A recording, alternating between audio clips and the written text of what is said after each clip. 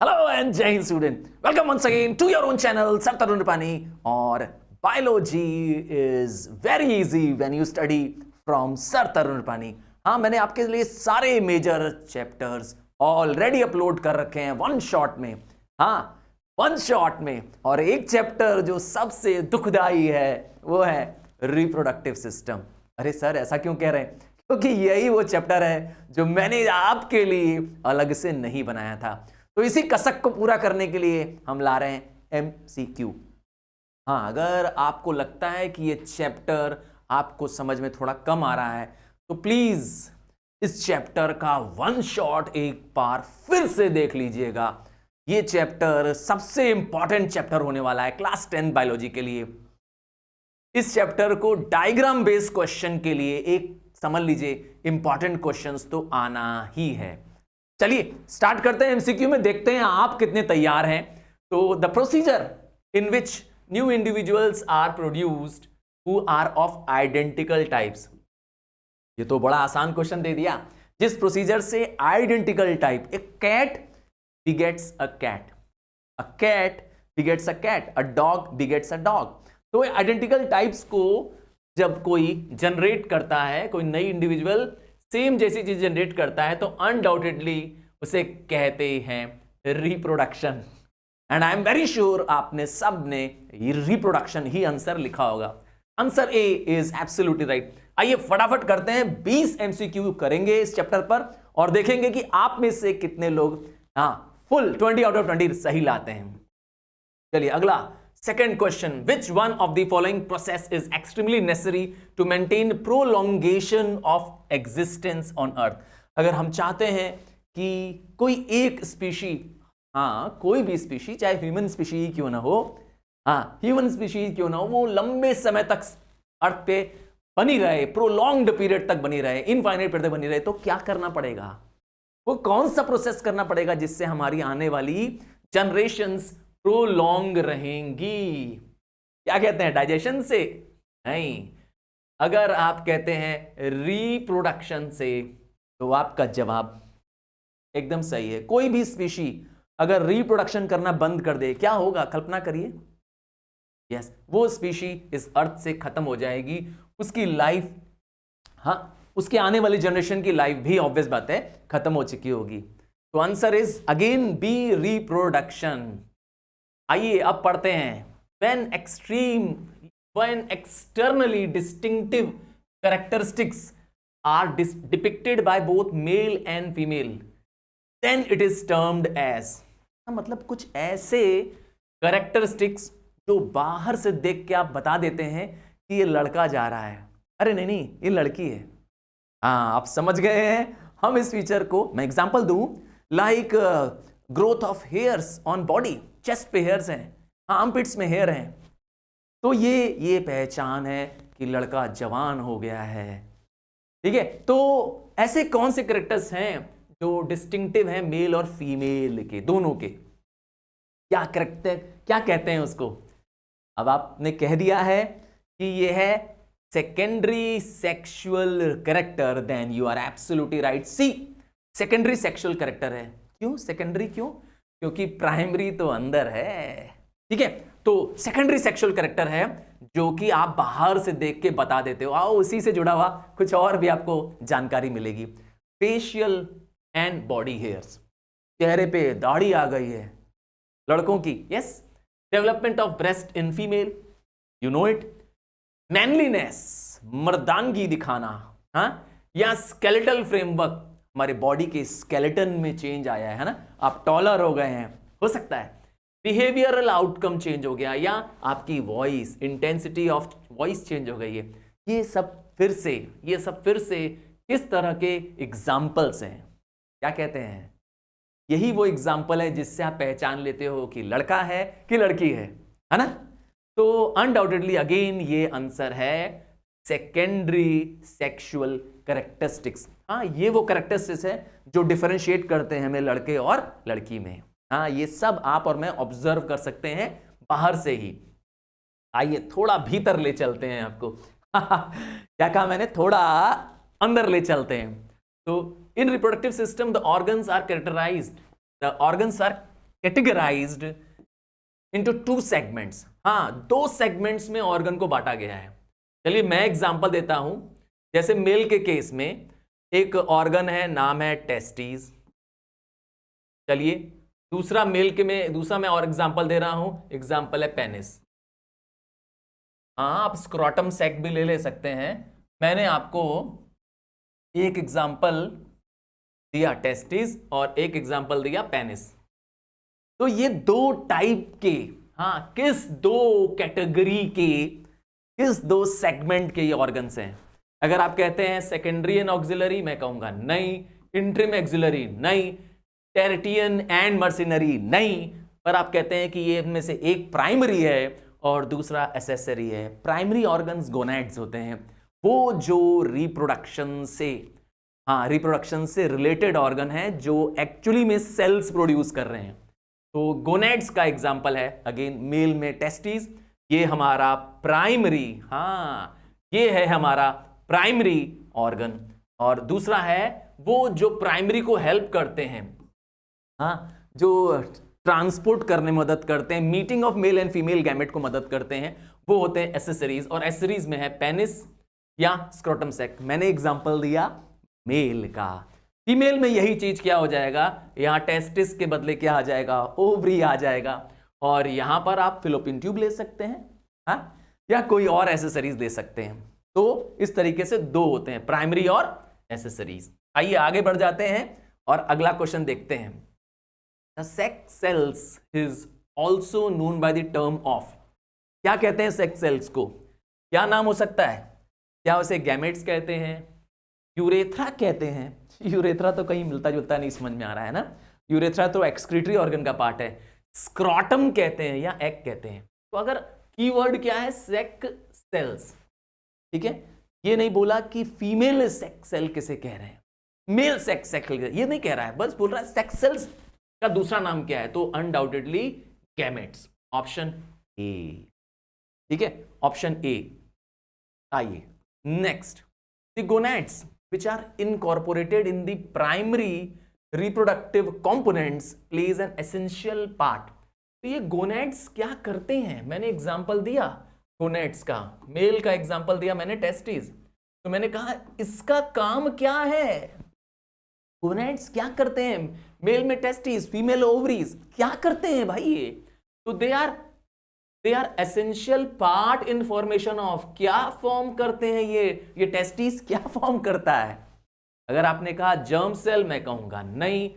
Somatic cells, मैं कहूंगा नहीं। स्पोर का तो खैर सवाल ही नहीं है, क्योंकि स्पोर तो एक्चुअली प्लांट्स में होते हैं। तो अनडाउटेडली सेक्स सेल्स प्रोड्यूस करते हैं, गैमेट्स प्रोड्यूस करते हैं, सेक्स सेल प्रोड्यूस करते हैं। जो टेस्टिस है वो मेल रिप्रोडक्टिव सेल प्रोड्यूस करती है, ठीक है। मेल रिप्रोडक्टिव सेल में आएगा स्पर्म, ठीक है, टेस्टिस प्रोड्यूस करती है। तो इसीलिए आपको क्या ध्यान देना है, कीवर्ड पकड़ना है। नेक्स्ट आ जाते हैं, अगला क्वेश्चन स्क्रीन पे है, question 8। Male reproductive system is primarily composed of several organs, ठीक है, बहुत सारे ऑर्गन्स होते हैं, ये तो आप जानते हैं। अब इनमें से क्रूशियल या इंपॉर्टेंट ऑर्गन्स बताने हैं। कौन से ऑर्गन्स, मेल रिप्रोडक्टिव सिस्टम के ऑर्गन्स। क्या टेस्टिस ऑर्गन है मेल रिप्रोडक्टिव, सही है। स्पर्म डक्ट है, इनसे जुड़े एसेसरी ग्लैंड्स, हाँ। पेनिस है, यूरेथ्रा है, इसका मतलब ऑल ऑफ दी, तो इसका मतलब है ऑल ऑफ दीज। तो आपका जवाब अनडाउटेडली होगा ये सारे ही क्या है, मेल रिप्रोडक्टिव सिस्टम से जुड़े ऑर्गन से हैं। Answer is D, all of these. Next question, the maturation of sperms is hindered.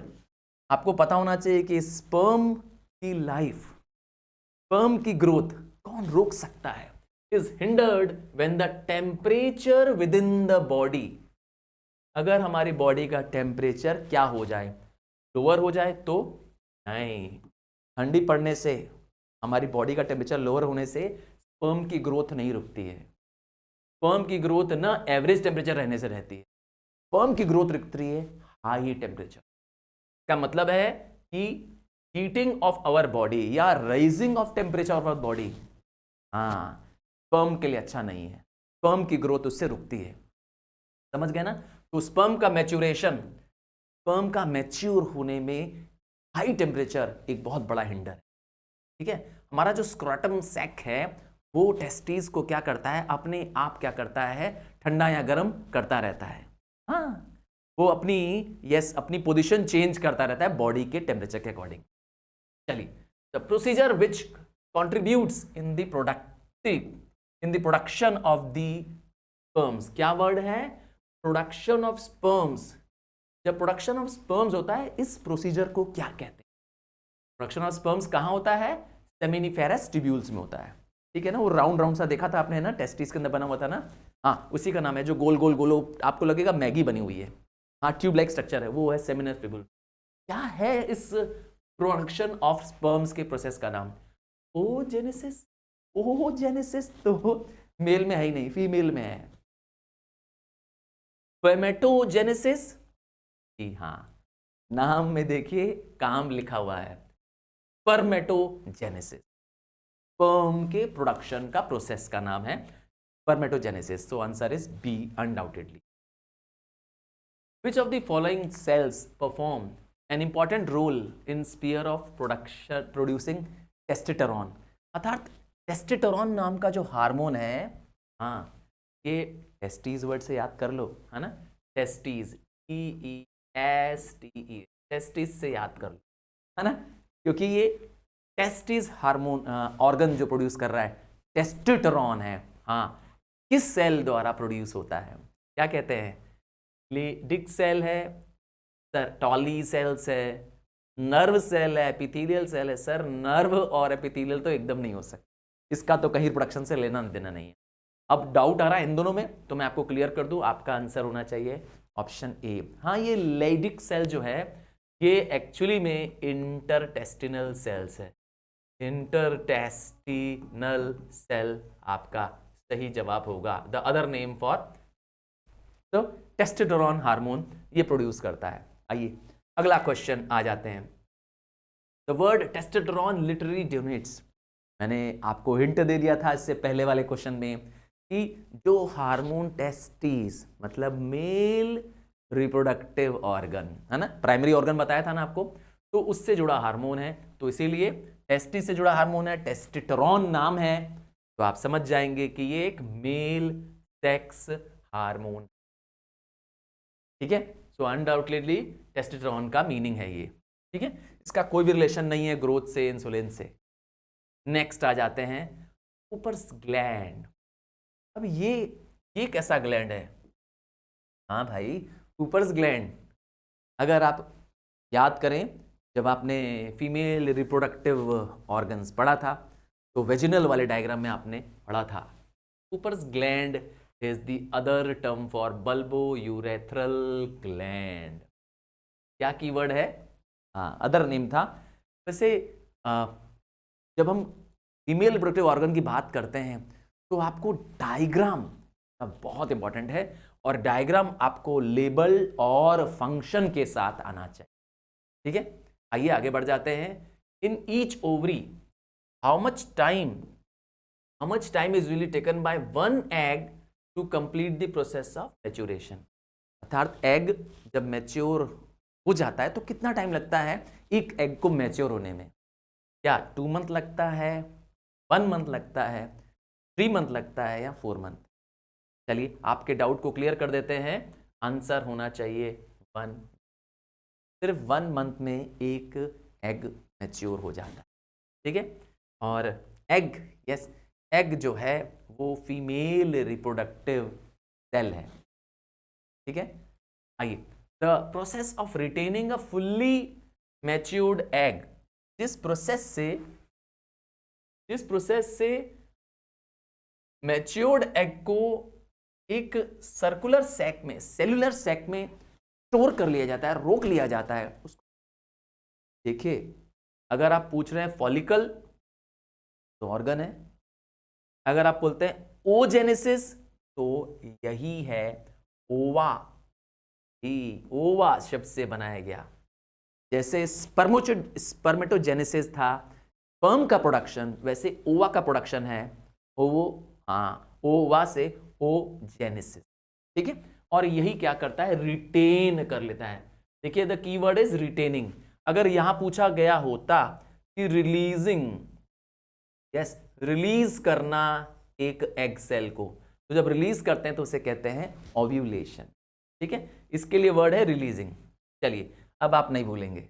आइए अगला क्वेश्चन आते हैं जो इससे मिलता जुलता निकलेगा। द ओवा प्रोड्यूसिंग सेल्स, अर्थात जो ओवा प्रोड्यूस कर रही हैं, render support in the formation of mature ovum. क्या करती हैं वो, ओवम बनाने में मदद करती हैं। हाँ, मैच्योर ओवा का ovum. This process is popularly known as, तो क्योंकि जब एग रिटेन होगा तभी तो वो क्या करेगा, वो मैच्योर बन पाएगा, और जब रिटेन होगा तो उसका नाम हो जाएगा ओजेनेसिस। ठीक है, सो अनडाउटेडली इनमें से कोई भी आपका आंसर नहीं है।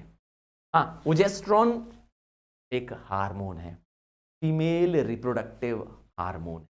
ठीक है, हार्मोन कंसर्न विद रिप्रोडक्शन है। नेक्स्ट, दो हार्मोन्स प्रोजेस्टेरोन एंड प्रोजेस्टेरॉन। ओजेस्ट्रॉन और क्या, ओएस्ट्रोजन और प्रोजेस्टेरॉन। हाँ भाई, प्रोनाउंसिएशन कैसे भी कर लो, are secreted with the aid of, क्योंकि ये दोनों हार्मोन फीमेल रिप्रोडक्टिव हार्मोन है, तो किसके मदद से ये सीक्रेट हो रहे हैं, ना ओविडक्ट की मदद से, ना यूट्रस, ना वल्वा। अनडाउटेडली आंसर है ओवरीज की मदद से। ओवरीज की मदद से ये दोनों हार्मोन, क्योंकि ओवरीज क्या है, गोनेड्स हैं, फीमेल रिप्रोडक्टिव ऑर्गन है, इनकी मदद से ये दोनों हार्मोन्स प्रोड्यूस होते हैं। ठीक है, सो आंसर इज डी। आइए 17th क्वेश्चन देखते हैं। What is the exact length of fallopian tube. हाँ, इस ट्यूब जहां पर मेल जहां पे स्पर्म आकर के क्या हो जाएगा, स्टिक कर जाएगा जिस वॉल पर, तो ये इसकी लेंथ कितनी होती है, क्या कहते हैं, 15 सेंटीमीटर होती है, 12 सेंटीमीटर होती है, 18 होती है, या 20 होती है। अगर आपने कहा 12 होती है then you are more correct. हाँ, 12 is the right answer. Fallopian tube की लेंथ है 12 सेंटीमीटर। आइए अगला क्वेश्चन देखें। In young females the partial closure of the vaginal openings with the support of a thin membrane. हाँ, इसमें partial closure होता है और एक थिन मेम्ब्रेन की वजह से वो क्लोजर हो जाता है। कहते हैं उस थिन मेम्ब्रेन को क्या कहते हैं, हेमेन कहते हैं, वल्वा कहते हैं, प्यूबर्टी कहते हैं, ओविडक्ट कहते हैं। काफ़ी सारे ऐसे वर्ड हैं जो तो आप समझ रहे हैं, इसका कोई लेना देना इससे नहीं है। ठीक है ना, तो अगर आप कहते हैं H by hymen then you are absolutely right. Yes, यही वो एक थिन मेम्ब्रेन है जो एक यंग गर्ल में या एक यंग फीमेल में क्या होती है, मौजूद रहती है। इसके रप्चर होने के बाद क्या होता है, ये मान लिया जाता है कि शी इज ग्रोन अप। हाँ, चलिए आगे बढ़ जाते हैं। हेमन इज ऑल्सो अक्लेम्ड एज, इस हेमन के ब्रेक होने को मान लेते हैं कि she has grown mature now. तो ऐसा मैंने बताया कि हेमन को एक और नाम से जाना जाता है, वर्जिन लेयर के नाम से जाना जाता है, वर्जिन स्पॉट के नाम से जाना जाता है, वर्जिन ट्यूब के नाम से जाना जाता है, या वर्जिन नॉट के नाम से जाना जाता है। मैं बता दूं आपको, the word is virgin not. Not मतलब होता है गांठ। तो ये वो लेयर है, ये वो थिन मेम्ब्रेन है जिसके रप्चर हो जाने से, हाँ बहुत अगर ज़्यादा फिजिकल वर्क किया जाए तो भी ये क्या होती है, ये हेमन लेयर यस रप्चर हो जाती है, ब्रेक हो जाती है, तो भी यस मान लिया जाता है कि वर्जिन नॉट ब्रेक हो गया है। हाँ, बाय नेचुरल है ये। आइए नेक्स्ट आ जाते हैं, लास्ट क्वेश्चन आ जाते हैं, देखते हैं अब आप इसको क्वेश्चन के बाद मुझे अपना स्कोर बताते हैं। हाँ, मुझे आपके स्कोर का वेट है, मुझे जानना है कि आप कितना स्कोर कर पा रहे हैं। द टर्म वल्वा, हाँ ये वर्ड बहुत बार आ रहा था, वल्वा मेनली इंडिकेट्स, क्या है ये वल्वा, क्या लड़कों में होता है क्या? चलो जोक कर रहा था, ये तो पॉसिबल ही नहीं है। तो वल्वा क्या है, outermost genitalia of female है, inner internal genitalia of female है, बोथ इंटरनल आउटर है, नन ऑफ दीज है। क्या कहते हैं? अगर आप कहते हैं कि सर आंसर है इंटरनल जेनिटेलिया, अर्थात मेल का इंटरनल ऑर्गन का पार्ट है, तो मैं कहूँगा यस फीमेल का इंटरनल जेनिटेलिया है। तो वैसे एक वर्ड आपसे पूछूंगा जिससे आप और आसानी से याद कर पाओगे। जो फीमेल डॉक्टर्स होती हैं, जो लेडी डॉक्टर्स होती हैं, जो फीमेल हेल्थ प्रॉब्लम्स को देखती हैं, रिप्रोडक्टिव प्रॉब्लम्स को देखती हैं, उनको क्या कहते हैं? हाँ, what is the one word term for the specialist? हाँ, वो लेडी डॉक्टर, नाम नहीं बोलूंगा, आपको बताना है, तुमको बताना है क्या बोलते हैं उसको, उस लेडी डॉक्टर को जो फीमेल प्रॉब्लम्स को ट्रीट करती हैं। हाँ, कमेंट बॉक्स में बताइए ताकि आपको ये टर्मिनोलॉजी याद हो जाए। मिलते हैं अगले लेसन के एमसीक्यू में। Bye from now.